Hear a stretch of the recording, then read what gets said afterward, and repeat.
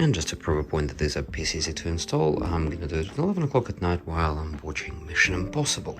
So what are you gonna need?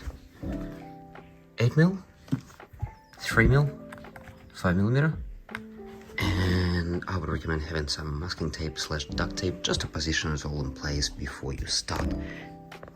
Now that I've lined them up, duct tape in place, that gives you a rough idea of where things go.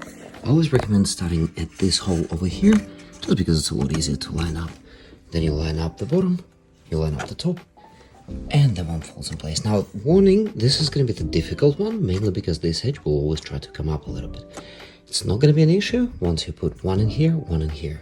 So I recommend starting here, here, bottom, bottom, and then securing this. Always start at the bendy ends, so you push it in as far as you can. Now watch out for the edges. That's roughly where you want to be. It doesn't matter if you went a little bit further up or flush, because the top lid is not going to touch this area at all. So we're gonna drill a couple of holes with a 5mm drill bit. Then we're gonna insert the screws. We'll insert the watertight washers and secure them with an 8mm nut with a nylon lock on it so it doesn't move. So what did we manage to do in 10 minutes 36 seconds? We have managed to secure them here, here, and here, and that gives us the rough stretch out. Got one there, and we got this piece in.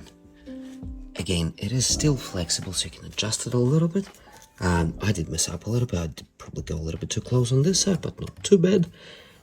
Again, having a little bit of play of them is not a bad thing, because if the belt does hit it, you want it to play a little bit, not transfer the entire energy. Another pro tip, if you use duct tape, you can use the duct tape to pick up all of the swirl. Move this off. There you go, nice and tidy. And we're just gonna knock out the rest of the holes and get on with the program. So, in another 13 minutes, we've got everything in and just about secure. So I wanted to show you something. So all the holes are done, all the bolts and nuts are in.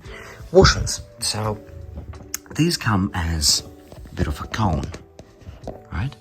So to understand how tight you need to do them up, you want them to get to about that flat.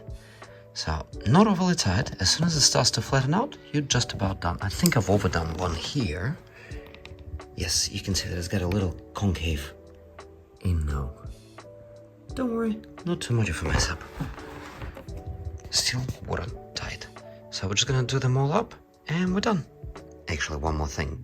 One that can catch you off guard is for the bottom plate, this one here.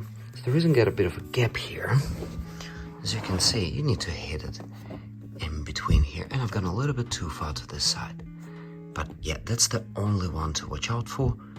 No matter which way you get it, you can't really get it wrong.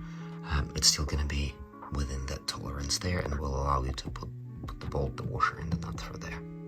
And this is exactly why I recommend having either a vacuum cleaner or some form of a towel on your work table.